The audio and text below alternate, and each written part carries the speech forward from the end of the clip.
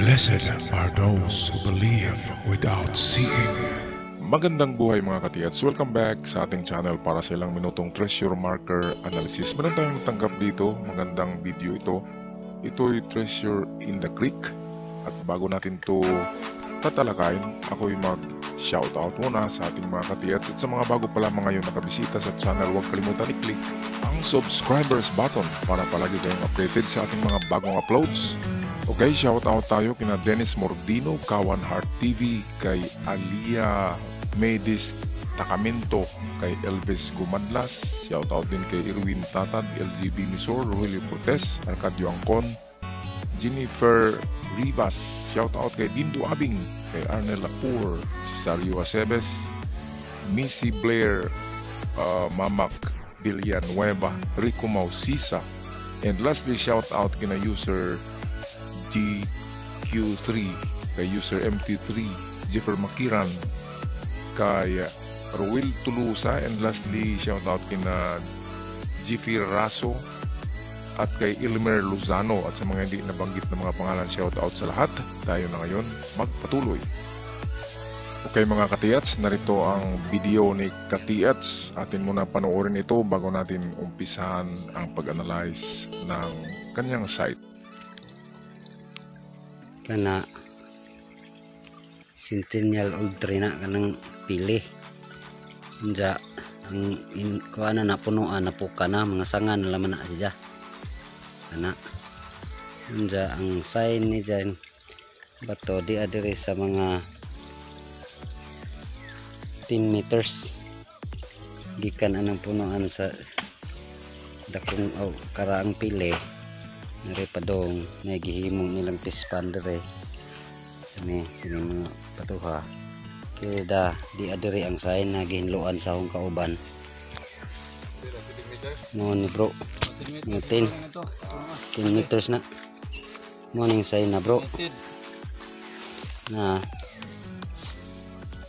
morning sign na ang gikan dito sa karaang kahoy dire ini na mura si jaog ni letter C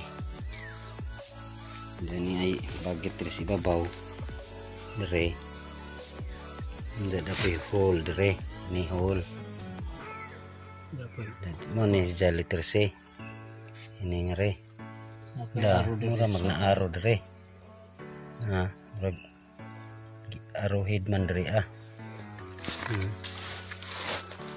tidak diris lujo sa tungod sa tumoy sa aro di ay cool pod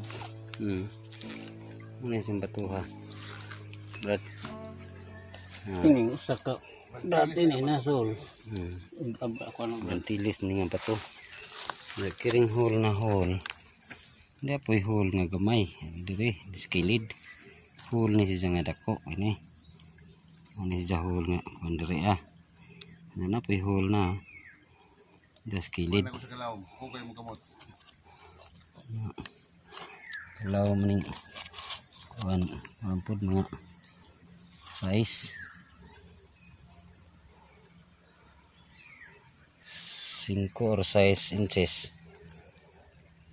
mana ang dari skilid anong batuha dari pispan na may ginimong pispan diha na ito ni padong po sa Centennial Ultra ito anak nga pili anak ija na ng mga sanga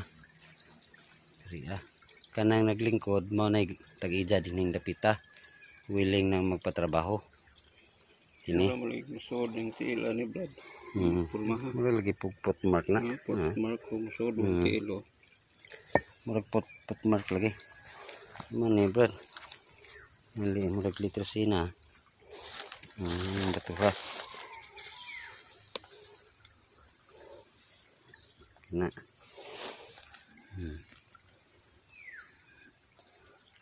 na aruhid lagi sa dire dire ingon liter C sa dire ingon ja may tail po dire may tail may padong di kaya murag guhit po nila diri ingon. Dali po diri sa babaw.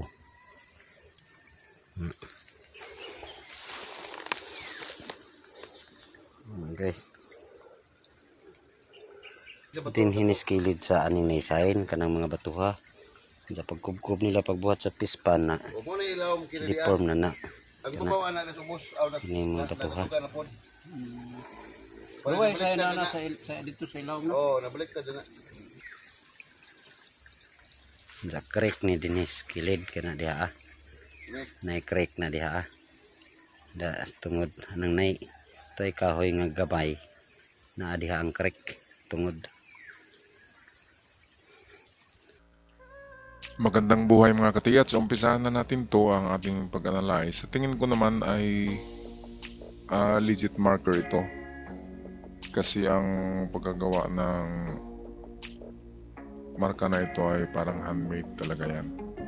Okay, kung tingnan natin ay mayroong mga countersigns ito. Sa unahan ay nandun yung old pili tree. Okay, nasa 10 meters ang layo. At itong guhit na narito, ito yung nagsasabi ng direksyon doon papunta. Okay, ang tulis naman ito ay ganoon din, papunta doon. At hindi lang yan, itong dito magkarugtong ito, nakaganyan. So reverse arrow siya. Instead na papunta siya dito ay papunta siya sa itaas niya, papuntang norte. Okay, ito namang parang C, mababaw lang siya na C na nakaganyan. Okay, kapag nandito sa itaas yung item, ibig sabihin ay nasa likod ng bato or unahan ng bato or sa norte ng bato. Ngayon hindi lahat magkapareho, pero ganun pa rin, nasa unahan niya, pero medyo malayo sa tingin ko. Ang tinuturo nito ay yung old pili tree na nandun sa unahan, 10 meters distance. Okay, tingnan natin yung old pili tree. Ito yan. At bago natin yan tatalakayin yung old pili tree, ay tingnan mo natin ang ibang marka sa bato na ito. Sa likuran ng bato na ito ay merong ganito na marka. Okay, narito yung parang C, ang kanyang hole or dot, at merong parang footmark. Yan daw ay 6 inches ba yun o 7 yung nabanggit kanina. So footmark nga talaga siya. At ang direksyon niya ay ganun pa rin, papunta doon sa pili tree. Kaya ang una kong analysis ay nasa puno, nasa under the old pili tree. At pangalawa na ang narito sa batong ito. Okay, kaya ito na yon. Ito yung bato na medyo matulis siya, nakaharap sa doon. Centennial daw yan. At narito yung mababaw na C at dot. Okay, kapag ganyan, ang item ay nasa norte at hindi sa baba ng bato. At kung yung dot naman ay narito, so ibig sabihin treasure under the rock. Kaya hindi ito under the rock. Kaya ang una nating paraan ay ang pili tree, ang ating hukayin dito na portion kung saan nakaharap siya sa bato. Ang bato naman, okay, yan ang ating digging spot, ang harapan ng pili tree. Ngayon kung nandoon naman tayo sa pili tree, maisip natin kung dito tayo nakatayo, maisip natin na narito ang item sa bato na ito. Okay, kaya pwedeng reverse ito, pwedeng nasa bato, pwedeng nasa old pili tree. Pero para sa akin nga ay number 1 ang old pili tree na ating i-test dig bago pa man itong bato, which is merong itong dito reverse arrow na ganyan, nakaturo pa rin yan dyan sa old pili tree. Okay, ngayon kung wala sa old pili tree, wala sa kanyang harapan, ay okay, mapilitan tayo na hukayin ang mismo unahan nitong bato kasi narito ang paa at ang paa ay nakaturo pababa. So pwedeng dito lang talaga sa harapan ng bato at hindi na 10 meters distance na papunta doon sa old pili tree. Kaya ang ating pangalawang approach dito mga katiets ay hukayin ang harapan nitong bato,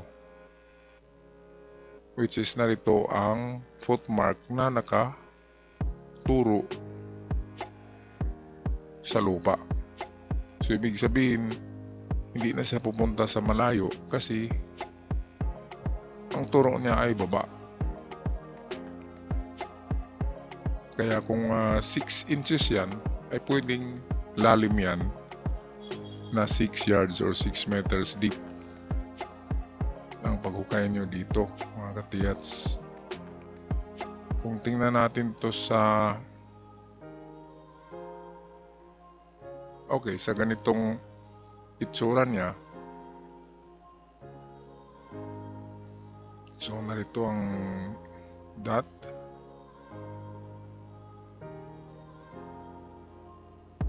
So ang hukay natin ay dito sa harapan ng bato, ito na portion. Dumistansya lang tayo ng 3 meters kasi hindi naman pwedeng 1 meter yan kasi mahuhulog ang bato sa hukay. Kaya 3 meters distance tayo diyan papuntang harapan niya bago tayo maghukay. Test dig ng 2 to 3 meters deep. At kapag maganda ang mga signs na makita nyo sa inyong hukay ay oras na para laliman ito hanggang 6 meters or 7 ang lalim. Kasi yan yung paa, nandito yung paa na side. So ibig sabihin ay diyan nga sa harap ang item. So number 2 and final approach ay diyan tayo maghukay mga katiyats. Tingnan natin balik dito. So kung dito yun, ang pangalawang hukay natin ay nandito yung reverse arrow. So ang hukay natin ay dito mismo sa harapan, 3 meters distance galing sa bato na ito. Okay, so yan ang aking pag-analyze mga katiyat sa inyong treasure site. Sana ay gagayad kayo ng Panginoon at ibulong sa inyo ang mga susunod yung mga gagawin at igagayad kayo ng mga anghel ng ating Panginoon kung saan kayo maghukay. Okay, ako'y magpaalam na until the next video. Paalam at ingat kayong lahat.